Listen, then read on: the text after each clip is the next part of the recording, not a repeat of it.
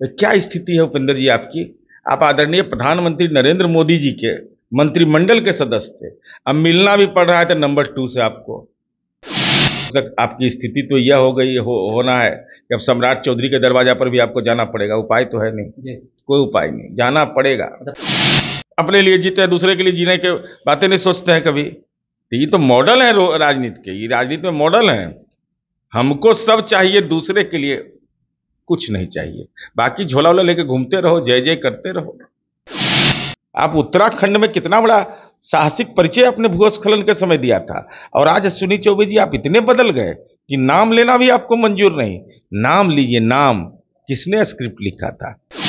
नमस्कार, मैं साकेत कुमार, आप बिहार इन शॉर्ट्स देख रहे हैं। आरएलजेडी के राष्ट्रीय अध्यक्ष उपेंद्र कुशवाहा पहले तो अमित शाह से मिलते हैं, उसके बाद अब उन्होंने एक बड़ी बात कह दी है कि जेडीयू में टूट होने वाला है। अब इसी के ऊपर बातचीत करने के लिए हमारे साथ जेडीयू के मुख्य प्रवक्ता नीरज कुमार, साथ ही एमएलसी हैं। क्या कहते हैं, अब जेडीयू टूटने वाला है? नाम तो राष्ट्रीय पार्टी है, लेकिन इसका पूरे देश के विधानमंडल में, नागालैंड सिक्किम कहीं नहीं मिलता एक सदस्य विधानमंडल में। अब माननीय उपेंद्र कुशवाहा जी के लिए तो आवश्यक है ना। माननीय उपेंद्र कुशवाहा जी हम लोग के खास आदमी है, एकदम खास आदमी है। जैसे सम्राट चौधरी हमारे खास आदमी है ना, उनको भी एमएलए बनाए, मंत्री बनाए नीतीश कुमार जी, तो इनको भी बनाए हम लोग। एमएलए बनाए, विपक्ष का नेता बनाए, फिर छोड़ के आए गए, फिर एमएलसी बना दिए। तो कोई आदमी राजनीति में जन्म लेता है तो उसको स्वाभाविक है, उसको यह रहता है मन में कृतज्ञता का भाव कि हमको जिसने जगह दिया, राजनीति से, गांव से निकाल करके हमको एमएलए बना दिया जिस पार्टी ने, तो उस पार्टी के प्रति कितना भी मन में विभेद हो जाएगा, लेकिन उसके लक्ष्य के प्रति समर्पण रहेगा कि मौका मिलेगा सेट कर देंगे। क्योंकि एक परिवार के रूप में 10-15 साल 20 साल उनका गुजर गया हमारी पार्टी में, और उनके लिए तो इससे अच्छा मौका भी नहीं मिलेगा। क्योंकि वहाँ जो इतना लंबा अरसा हो गया इनको पार्टी में विवाद करते हुए, आप बताइए, तो ये भी नंबर 2 इनको टाइम दे रहा है।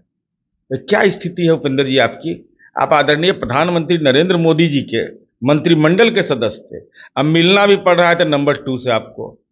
आप रहे हैं नंबर 1 के साथ, अब मिलना पड़ रहा है नंबर 2 का, तो राजनीति में आपका कद घटा रहा है एकदम। ये हम लोग को एकदम बर्दाश्त नहीं होता है कि भाई आपका कद किसे कमजोर कर रहा है।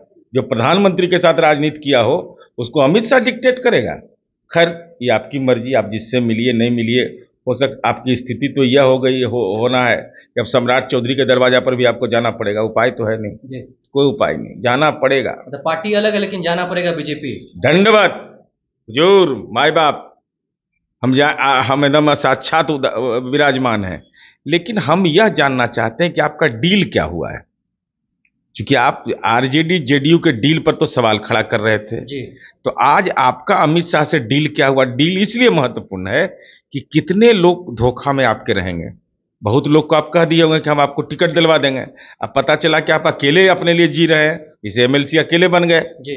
जब आए पार्टी का मर्जर इन्होंने किया तो ये अपने पार्टी समर्थक के बारे में सोचते ही नहीं, कभी गलती से नहीं।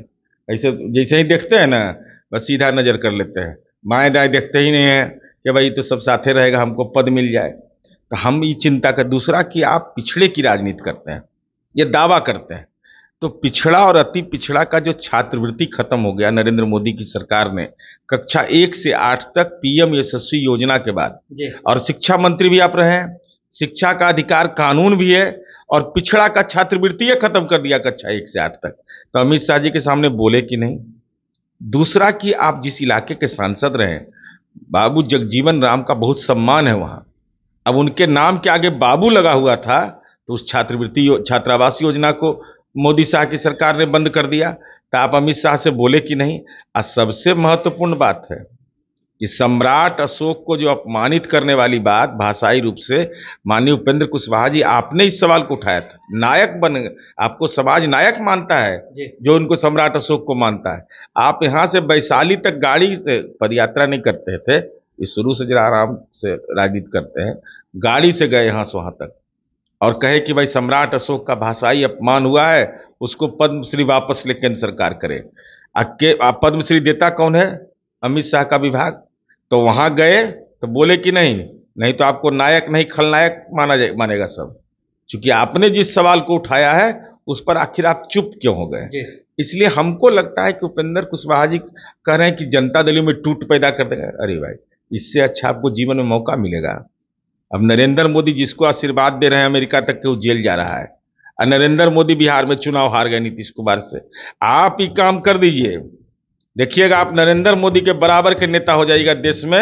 वैकल्पिक राजनीति की 2015 में जो हराया नीतीश कुमार ने, 2023 में उपेंद्र कुशवाहा ने बदला ले लिया। तो आप एगो सीट मान लिया आपको देगा, या परिवार नियोजन में 2 सीट राजनीति में दे दे, तो आपका विस्तार हो जाएगा राजनीति का। और ये मौका, इससे बेहतर आपके जीवन में मौका नहीं मिलेगा हमारी समझ से। इसलिए उपेंद्र कुशवाहा जी, मेरा सलाह है कि अब विलंब कहीं कारण कीजिए, शुरू हो जाइए। न पूर्णिमा देखिए न अमावस्या देखिए, जब एकदम वाई श्रेणी मिलेगा सब एकदम फिट हो जाएगा। बड़ा बंगला दिल्ली में हम लोग को भी लगेगा कि हमारी पार्टी के रहे पुराना आदमी, और हम लोग भी चाहते हैं। तो अभी भी चिंता करते हैं, बोलते हैं खास हैं। अरे हमारे खास नहीं है, क्या बात कर रहे हैं। हम लोग इतना सम्मान करते हैं, हमारे नेता इतना उनको प्यार करते थे, एमएलए बनाए, विपक्ष का नेता बनाए, उसके बाद एमएलसी बना दिए, ऐसा बात करते हैं। कितना कार्यकर्ता उनके साथ आया, बेचारा 20 साल से उनके पीछे पीछे घूम रहा, उसको कुछ मिला नहीं जी। ये अपने लिए जीते हैं, दूसरे के लिए जीने के बातें नहीं सोचते हैं कभी। तो ये तो मॉडल है राजनीति के, ये राजनीति में मॉडल है। हमको सब चाहिए, दूसरे के लिए कुछ नहीं चाहिए। बाकी झोला वोला लेके घूमते रहो, जय जय करते रहो। अश्विनी चौबे बड़ा इल्जाम लगा दिए हैं, कह रहे हैं कि शराबबंदी तो है, शराबबंदी को लेकर लगातार बिहार में राजनीति तेज है। आप लोग कहते हैं एक तरफ तो शराबबंदी है, दूसरी तरफ अश्विनी चौबे कह रहे हैं कि शराबबंदी का जो पूरा स्क्रिप्ट है वो शराब पीकर ही लिखा गया था। अब कौन लिखा, नाम बोलने में क्या दिक्कत? आप ही की पार्टी लिखी है ना। अरे तो पूजा पाठ वाला आदमी तो डरते काहे हैं? अब क्या बिगड़ना है आपका? उम्र के चौथा पड़ाव पर रही हैं, अपने लिए जी नहीं रहे हैं, अब अगला पीढ़ी के लिए आप जी रहे हैं, तो नाम लीजिए। जो भगवान का पूजा का दावा भी करते हैं, कितना करते हैं मैं नहीं जानता, क्योंकि हिंदू धर्म में कितना कौन पूजा करता है ये अलग विषय है। तो नाम लेने में, आज सरस्वती शिशु मंदिर में हिंदी स्कूल नहीं पढ़े थे। खैर अब मान लीजिए अगला पीढ़ी सब तो जो बाद में आया सब अंग्रेजी विद्यालय में पढ़ रहा होगा।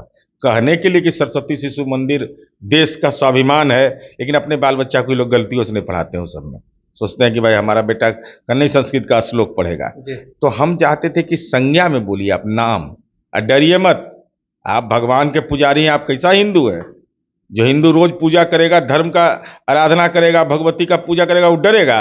नाम ले लेगा सीधा। आपके साहस को हम लोग सलाम करते थे। आप उत्तराखंड में कितना बड़ा साहसिक परिचय अपने भूस्खलन के समय दिया था, और आज अश्विनी चौबे जी आप इतने बदल गए कि नाम लेना भी आपको मंजूर नहीं। नाम लीजिए, नाम किसने स्क्रिप्ट लिखा था। और साथ ही साथ हम यह आपसे अनुरोध करेंगे, प्रभावित होइए तो भगवान से, हिंदू धर्म के ग्रंथों से, रामायण से, महाभारत से, भगवत गीता में कहीं नहीं लिखा हुआ है कि शराब पीने से भगवान प्रसन्न होते हैं, शराब पिलाने से। तो आप कैसे भगवान के भक्त हैं जो शराबबंदी की आलोचना अप्रत्यक्ष रूप से कर रहे हैं? हाँ, उसका कारण यह हो सकता है कि उत्तर प्रदेश बगल में है, उसके माफिया को नीतीश कुमार जी की पुलिस ने ला करके जेल के अंदर बंद कर दिया। मुझे जानकारी नहीं कि बक्सर जेल में है कि नहीं, लेकिन भागलपुर में तो है माफिया सब। तो हो सकता है कि उन लोगों को भी प्रभावित करने के लिए कि हम आपकी वकालत मजबूती के साथ कर रहे हैं, तो शराब माफिया के बचाव में उतर गए। चलिए, देखिए जिस तरीके से अश्विनी चौबे ने बड़ा इल्जाम लगाया कि शराबबंदी का जो पूरा स्क्रिप्ट है उसे शराब पीकर ही लिखा गया है, इससे लेकर नीरज कुमार ने साफ तौर से कह दिया कि डरने की बात नहीं है। शराबबंदी का जो भी स्क्रिप्ट लिखा है नाम लीजिए उसका। साथ ही साथ उपेंद्र कुशवाहा पर भी जमकर हमला बोला है। इस तरह की तमाम खबरों के साथ हमारे साथ बने रहें, तब तक के लिए धन्यवाद।